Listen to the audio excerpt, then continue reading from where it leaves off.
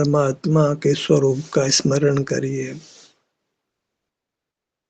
जिनके पास न इंद्रियों का आकार है न हस्तपाद आदि का आकार है।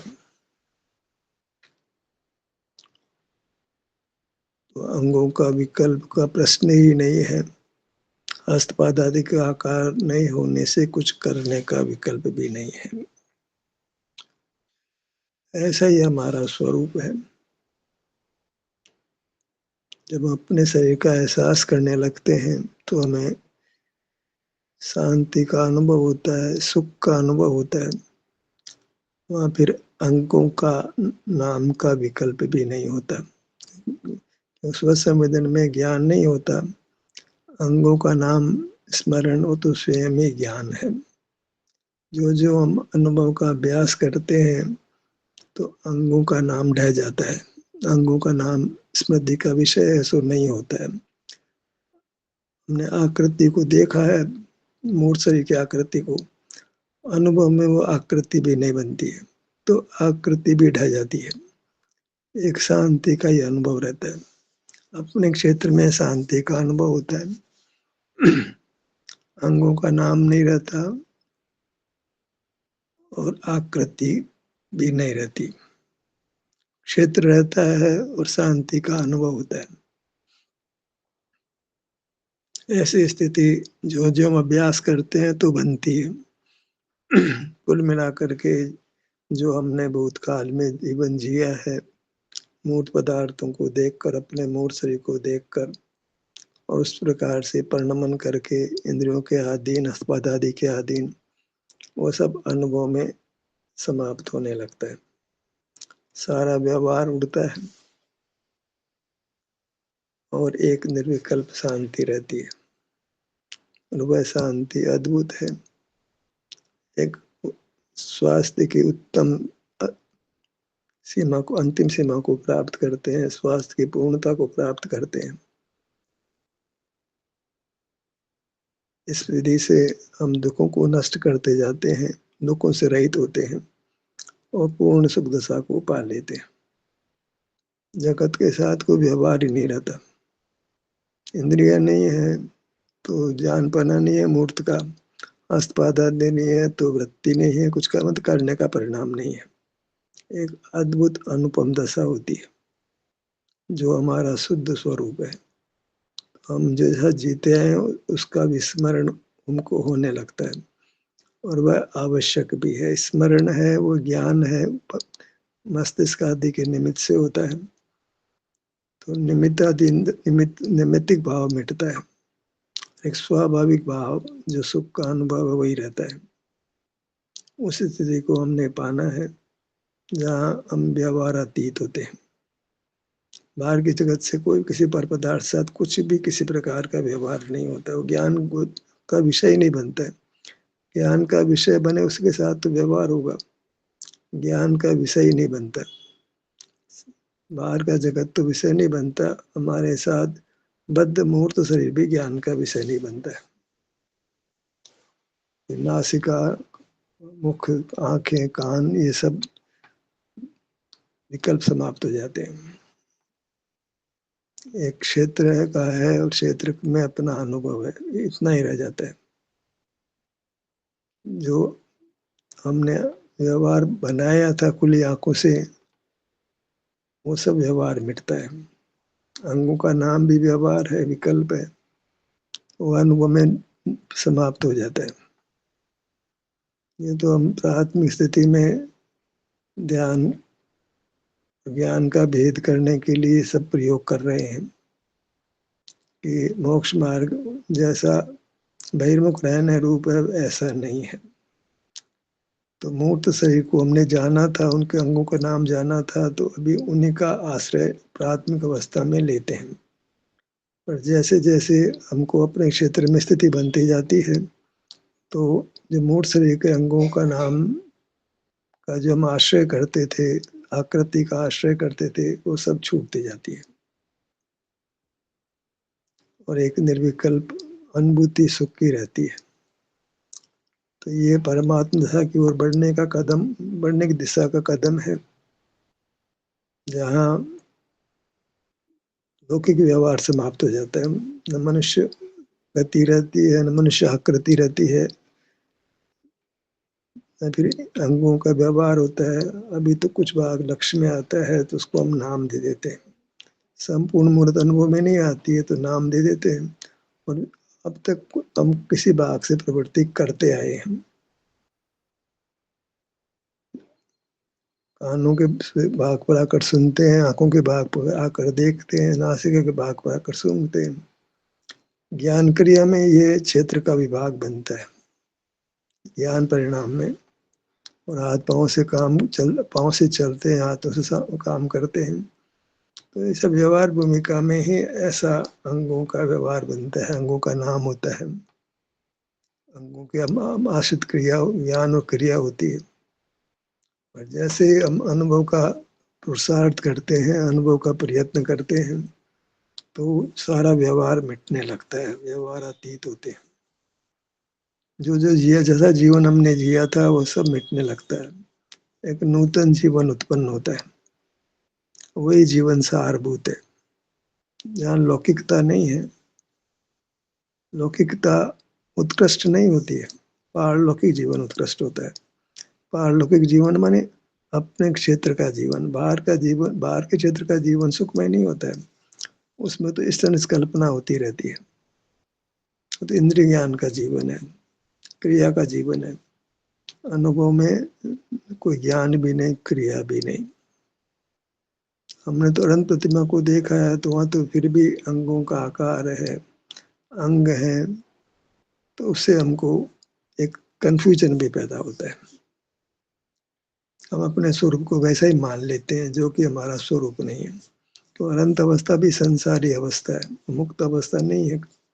अभी बंधन है, नाम कर्म भी है, वेदनीय कर्म भी है।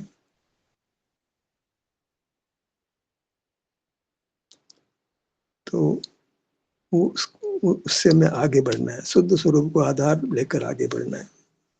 अशुद्ध अवस्था आधार नहीं बन सकती, अनंत का रूप आधार नहीं बनेगा। साधना का आधार अनंत प्रतिमा नहीं बनेगी। साधना का आधार सिद्ध परमात्मा का रूप बनेगा, जहाँ इंद्रिय ही नहीं है, मतलब इंद्रियों का आकार ही नहीं है, अस्पद आदि का आकार ही नहीं है, तो विकल्प भी नहीं है अंगों का। स्मृति में नहीं आता, आंख से देखते हो आंख का आकार ही नहीं है, कान से सुनते हैं कान का आकार ही नहीं है। कितनी सुंदर व्यवस्था है लोक में। मुक्त जीव का जो स्वरूप है कितना प्रिय, कितना अच्छा है, जहाँ चिन्ह ही नहीं है, संसार का चिन्ह ही मिट गया है। अद्भुत स्थिति, अनुपम स्थिति है। तो हम हमारा जो आदर्श है, सिद्ध परमात्मा को, शुद्ध स्वरूप को बनाएंगे। तभी कहते हैं तीर्थंकर का जी दीक्षा लेता है तो ओम नमः सिद्धे भी बोलता है, ओम आराध्य भी नमः नहीं बोलता है। ये तो आगम की बात है, और ये तो हम परमार्थ से सोचने की बात है कि हम अशुद्ध अवस्था को आधार नहीं बना सकते। अशुद्ध अवस्था को आधार बनाकर शुद्धता प्राप्त नहीं कर सकते। आंखें बंद तो सिद्ध परमात्मा के आंखें बंद नहीं है, आंखें नहीं है, देखने का प्रकरण ही नहीं है। वैसा रूप अपना चिंतन करते हैं तो फिर आंखें नहीं है हमारे पास, देखने बंद करने की बात ही कहाँ रही, खोलने की बात ही कहाँ रही। उस रूप को देखते हैं तो वहां आंखें खुल ही नहीं सकती। अपने सिद्ध रूप को देखें, जो अत्यंत क्षेत्र से विशाल है और सुख के परिपूर्ण रूप है। वहाँ कोई वेदनीय कर्म तो अनंत अवस्था में कुछ अंश में रहता है, तो वहाँ तो वेदनीय भी नहीं है कि आपको तकलीफ कारण से विकल्प हो जाए। एकदम सुख की पूर्णता है, और हस्तपाद आदि का आकार ही नहीं है, तो कुछ करने की बात ही नहीं है। कैसा अद्भुत सिद्ध स्वरूप है हमारा। अगर हम आगम कोई प्रमाण मानकर जिए तब तो ये बात मंजूर नहीं होगी। हमने तो आगम तो कहता है अंतिम शरीर के आकार होते हैं, तो पर उससे तो शांति नहीं हो सकती। शांति तो सिद्ध परमात्मा के रूप से ही होती है, ठीक तरीके से। जहाँ संसार की स्मृति का कारण ही नहीं है, हालांकि कोई कर्म मुहूर्त नहीं है तो स्मृति नहीं है, पर सब कुछ मिट जाता है, सब कुछ संसार का स्वरूप मिट जाता है। बिल्कुल संसार व्यवहार का कोई स्वरूप ही नहीं रहता निश्चय मोक्ष में। व्यवहार अतीत हो गए, व्यवहार का नाम ही नहीं है वहां पर, व्यवहार का चिन्ह ही नहीं है। संसार मोक्ष मोक्ष संसार जैसा बिल्कुल ही नहीं है। संसार दशा से तो पूरी तरह मुक्त हो गए सिद्ध परमात्मा शुद्ध जीव। वो हमको होना है कि संसार जैसा कुछ भी नहीं है भाई, सिद्ध दशा जैसी है, उसकी उपमा लोक में नहीं मिलेगी। अगर सिद्ध अनंत जैसे ही होते हैं तो उपमा मिल गई, उपमा नहीं मिलती। सिद्ध परमात्मा की उपमा लोक में नहीं है, अनुपम है, उपमा नहीं है। नहीं तो अंतिम शरीर के आकार तो उपमा बन जाएगी। कैसे सिद्ध परमात्मा उसके अनंत भगवान जैसे हैं तो उपमा मिल गई, अनुपमता नहीं रही। अनंत तो संसारी प्राणी है, मुक्त नहीं है। इसलिए हम अपने स्वरूप को जो जो लोग मतलब सर्वाधिक है, उसके आगे संसार लोक ही नहीं है। हम ही सबसे बड़े हैं, उसके आगे कुछ नहीं है। पुद्गल भी हमारा संबंध पा करके, समुद्र का हाथ के कारण पा करके हमारे बराबर हो जाता हूँ। अन्यथा पुद्गल भी लोक प्रमाण मतलब पूरा बड़ा नहीं हो पाता है। पहाड़ बन जाएगा, नदियां बन जाएगी, लेकिन पूरे 343 गणराज्य तो पुद्गल हमारे संबंध से ही होता है। महिमा हमारी है। पुद्गल तो कहा जाए तो हमारा संबंध पा करके लोक प्रमाण हो, अन्यथा कोई कारण नहीं बनता है। भले कोई कहेगा इसके स्कंद बहुत सारे हैं, पर कोई कारण तो बनना चाहिए इतना बड़ा होने का। तो जीव का निमित्त पा करके ही, केवली का निमित्त पा करके ही, समुद्र केवली समुद्र का निमित्त पा करके ही पुद्गल हमारे आकार हो जाता है। अन्यथा तो सूक्ष्म ही रहता है वो। हमारे आकार के सामने तो पहाड़ नदी ऐसे ही है जैसे चींटी हो। हमारे आकार के सामने पूरा जो आज धरती दिखाई दे रही है वो चींटी से जैसी होती है। चींटी भी कहो तो बड़ी है, उससे भी छोटा आकार है पुद्गल का हमारे आकार के सामने। अति तुच्छ है पुद्गल का आकार। अभी तो हम देखें कितनी बड़ी धरती है, कितने समुद्र बड़े, कितने समुद्र बड़े हैं भाई, चींटी जैसे भी नहीं हमारे आकार के सामने। और सुख की कोई उपमा नहीं है, अनंत की भी उपमा नहीं दे सकते। अनंत को भी वेदनीय कर्म का सद्भाव होने से पूर्ण सुख नहीं है।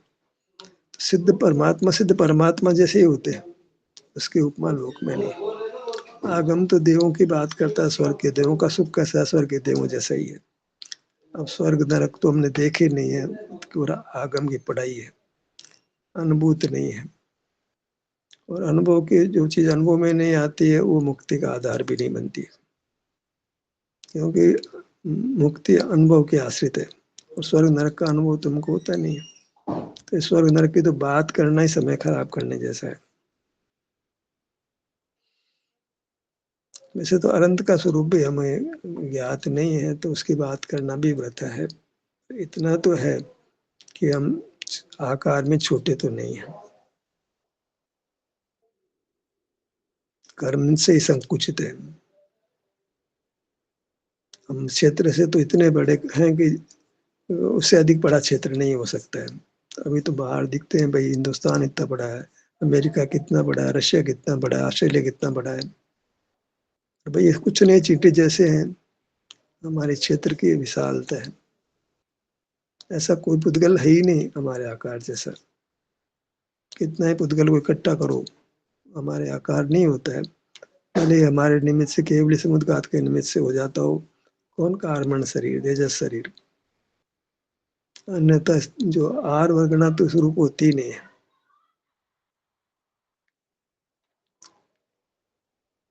तो अनुभव का इतना अभ्यास करें सिद्ध परमात्मा के स्वरूप को ख्याल रख करके कि हमें अंगों का विकल्प भी नहीं हो। तो आंख बंद करने खोलने की बात ही नहीं है, सिरे से गायब है। केवल अपने विस्तार में ठहरते हैं और शांति का अनुभव होता है। छोटा बाग बड़े बाग का विकल्प ही नहीं है, क्योंकि आकृति का विभाजन अनुभव में होता ही नहीं है। क्षेत्र का विभाजन अनुभव में विकल्प ही नहीं होता। ज्ञान में आते तो हाँ आधा भाग है, पूरा भाग है। अनुभव में तो छोटा बड़ा भाग का विकल्प ही नहीं है। अनुभव अनुभव ही है। अपने क्षेत्र में सुख का अनुभव है। वो क्षेत्र बड़ा है छोटा है ये सब ज्ञान का खेल है। अनुभव में ऐसा कुछ नहीं है। अनुभव में अपने क्षेत्र में सुख का अनुभव हो रहा है। वो क्षेत्र बड़ा है छोटा है सब ज्ञान का उत्पाद है। सब विकल्प है। छोटा बड़ा ये विकल्प है। अनुभव में कोई विकल्प नहीं होता है। अनुभव एक अद्भुत दशा है। यहाँ केवल अद्भुत सुख है। वीतरागता है और भय नहीं है। जन्म मरण का भय नहीं है। किसी प्रकार का भय नहीं है। निर्भय दशा होती है। शांति में भय थोड़ी लगता है। दुख में भय लगता है। क्या हो जाएगा, मर तो नहीं जाऊंगा। एक अद्भुत सुख की दशा पैदा होती है जब हम अपने स्वरूप का यथार्थ निर्णय करके उस रूप पर नमते हैं। हम तो इंद्रिय जयी है। कैसे इंद्रिय जयी है कि इंद्रियों के आकार का भी नाश कर दिया है। ऐसा हमारा स्वरूप है। मूर्त इंद्रिया तो नहीं है। मूर्त इंद्रियों के निमित्त से जो मूर्त इंद्रियाकार है वो भी हमने नष्ट कर दिया। वो भी नहीं हमारे शुद्ध स्वरूप है। कैसा अद्भुत स्वरूप, कैसे अद्भुत इंद्रियातीत इंद्रिय जयी हमारा स्वरूप है। जहाँ इंद्रिय नाम ही नहीं है। जिनेंद्र क्या हुए कि इंद्रिय नाम ही नहीं है। इंद्रियों को जीता तो इंद्रिय शब्द ही खत्म हो गया। इंद्रियों का आकार खत्म हो गया तो इंद्रिय शब्द ही खत्म हो गया। तो अपने को लोक प्रमाण का मतलब क्या है कि हमसे बड़ा कोई द्रव्य नहीं है। सबसे बड़े द्रव्य हम ही हैं। दो ही तो द्रव्य है, उद्गल और जीवित। उद्गल तो दिख रहा है, तुच्छ है। वो लोक प्रमाण कहाँ है। उसकी कोई सीमा है। असीम नहीं है। हमारा क्षेत्र असीम है। माने इसके आगे कोई उससे बड़ा कोई पदार्थ ही नहीं है। क्षेत्र से सबसे ऊपर है। और सुख तो पुद्गल में है ही नहीं। और पुद्गल भी लोक प्रमाण है ही नहीं। जो पुद्गल दिखाई देता है वो तो लोक प्रमाण होता ही नहीं है। कार्मण करना तेजस्वर करना तो इंद्रिय गोचर नहीं होती है। वो लोक प्रमाण होती है। वो भी हमारा संबंध पा करके होती है। बिना हमारा संबंध पाके नहीं होती। क्षेत्र हमारा जैसा नहीं होता। हमारे निमित्त से हो जाता है क्षेत्र। हम समुद्गात होता है तो क्षेत्र उद्गल का कार्बन शरीर का होता है थोड़े समय के लिए। फिर हम संबंध टूट जाता है तो फिर वो कार्बन शरीर नष्ट हो जाता है तो आकार नष्ट हो जाता है। वो लोक प्रमाण नहीं रहता है। एक टेम्पररी फेज, थोड़े समय के लिए वो स्थिति बनती है। घंटे भर की ऐसी नहीं बनती। बहुत अल्प काल के लिए वो स्थिति बनती है। न कुछ जैसा समय तो तुच्छ ही रहता है। पुद्गल तो हमारे जैसा होता ही नहीं। हम ही है। हमारे जैसा दुनिया में कोई नहीं है। कंपेरिजन तो पुद्गल से ही करेंगे। वही तो दिखता है। अन्य जीव तो दिखते भी नहीं है। अन्य जीव दिखते हैं तो व्यवहार से दिखते हैं तो उनकी शुद्धता दिखाई नहीं पड़ती है। अशुद्ध जीव वही मूर्त के साथ बंधे होते हैं। उनके साथ हम व्यवहार करते हैं। शुद्ध जीव जो सिद्ध परमात्मा उनके साथ कैसे व्यवहार करेंगे। तो परमात्मा के रूप में हमको सिद्ध परमेष्टि को याद करना है जो शुद्ध हो गए हैं। बाकी तो अशुद्ध पड़े हैं। तो हमारा ध्येय पूर्ण शुद्ध, व्यवहार ध्येय हमारा पूर्ण शुद्ध होना चाहिए। सिद्ध परमेष्टि हमारे व्यवहार से ध्येय है, निश्चय से तो नहीं है।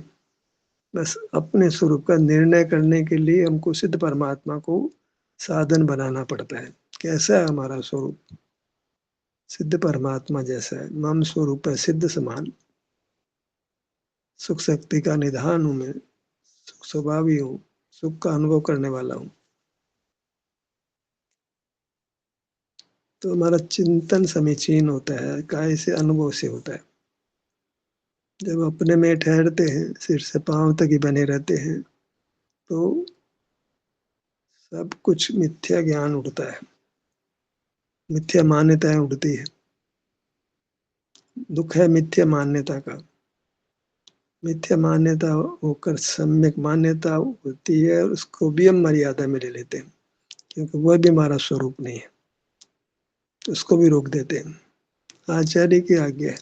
प्रथम स्वभाव का निश्चय किया। शुद्ध ज्ञान में निश्चय हुआ। अनुभव से शुद्ध ज्ञान पैदा हुआ। शुद्ध ज्ञान में एक निश्चयात्मक विकल्प हुआ। फिर उसको भी छोड़ दिया और हमें अपने सुख का अनुभव होने लगा। ये बीच में आता है सम्यक ज्ञान। सच्ची समझ, सारी दुनिया की समझ नहीं, मोक्ष मार्ग की समझ।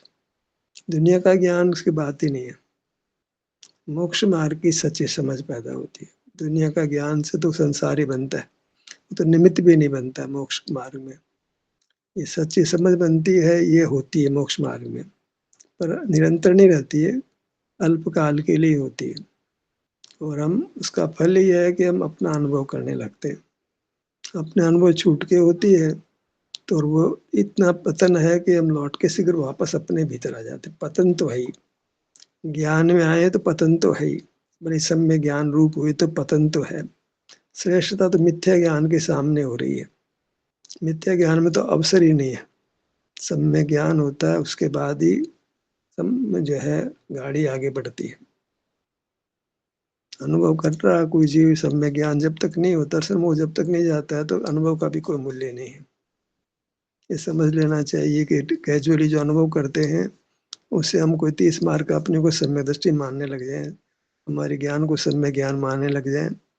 कुछ मानना ही नहीं है, ज्ञान में सम्यकपना मिथ्या ज्ञान का विकल्प ही नहीं करना। हमें तो सुख, अद्भुत सुख हुआ कि नहीं हुआ, ये से मापना है। अनुभव में एक विशेष सुख, सामान्य सुख से अलग सुख हुआ कि नहीं हुआ, ये देखना है। उसी की भावना पैदा होती है। फिर भावना तो बाद में पैदा होती है, पर एक स्थिति बनी है कि नहीं बनी है। जहाँ हम अपने क्षेत्र में रहते हैं, निर्विकल्प रहते हैं और उस कारण वहाँ ठहरते हैं, तो ऐसा सुख तो हमने कई बार भोगा नहीं था। वहाँ तो आकुलता रहती थी, ज्ञान गे बदलते रहते थे। सुख हो तो गे काय को बदलेंगे, आकुलता होने लगती तो गे बदलते हैं। यहाँ ऐसा कोई हिसाब नहीं है, बदलने का सिस्टम भी नहीं है। बाहर तो अनेक पदार्थ बदल लोगे, यहाँ तो एक ही पदार्थ बदलोगे किसमें, आप ही है। कहाँ बदलने की बात ही नहीं, बदलने का प्रश्न नहीं है। भले कैसा आप सिर के भाग से पेट के भाग पे आ गए, वो तो अखंड वस्तु है, उससे कोई फर्क नहीं पड़ता। कोई विषय नहीं बदला, विषय तो वही है, आप ही है। सीने के भाग में भी आप ही है, पेट के भाग में भी आप ही, हाथों के भाग में, तो विषय कहाँ बदला है। बस कुछ भाग पर आवरण है, दर्शनावरण का आवरण है, आगे तो विषय तो होगा वही है। कुछ भाग का हम संवेदन नहीं कर पा रहे हैं, इतनी सी बात है। कोई ऐसा नहीं है कि हमने छोटा भाग कर दिया हो या बड़ा भाग कर दिया हो। वो तो एक आवरण से ऐसी परिस्थिति बनी है कि संपूर्ण मूर्त का संवेदन नहीं हो रहा है, कुछ भाग का ही हो रहा है। पर हमको उस समय को आदि पर्याय नहीं है, पर्याय तो पूरी है। द्रव्य इस प्रकार ही परिणम रहा है, उसके पूर्ण सर्वांग से परिणमन करने का बाधक कारण दर्शनावरणीय कर्म पड़ा है। इससे हम छद्मस्त कहलाते हैं। ज्ञानावरण के कारण छद्मस्त नहीं कहलाते। ज्ञानावरण नाम की तो कोई चीज नहीं है। छद में स्थित है, मन दर्शनावरण कर्म के छद में स्थित है। निद्रा में तो सर्वगाती है, बिल्कुल ही दर्शन नहीं हो सकता, शरीर का सुख अनुभव में नहीं आता है, ज्ञान ही के लिए करता है। पर जागृति में हमारे पर आवरण है कि पूरी मूर्त का संवेदन नहीं होता है, तो हम छद्मस्त कहलाते हैं। दर्शनावरण के कारण से छद्मस्त कहलाते हैं। छद में है, जो बाधक है, आवरण डालता है, वह दर्शनावरण है। आत्म दर्शन को रोकता है। दर्शन नाम संवेदन का है, सुख का है। तो वह प्रकृति हमको नहीं बननी चाहिए। दर्शनावरण कर्म की प्रकृति नहीं बनती है जब अनुभव का अभ्यास करते हैं। मोह और दर्शनावरण और वेदनीय सता वेदनीय कर्म, ये 3 बलवान कर्म हैं जिनसे हमें अपने आप को बचाना चाहिए। और एक ही तरीका बचाने का कि हम अपने को निर्विकल्प स्वीकार करें। हम तो निर्विकल्प स्वभावी हैं। कोई विकल्प करना, ज्ञान से विकल्प ज्ञान करना हमारा स्वभाव नहीं है। बल का प्रयोग करना हमारा स्वभाव नहीं है, भाव ही नहीं है। ज्ञान और बल नाम का कोई भाव, त्रिकालीय भाव ही हमारे में नहीं है, केवल पर्याय है। जैसे कहते हैं कि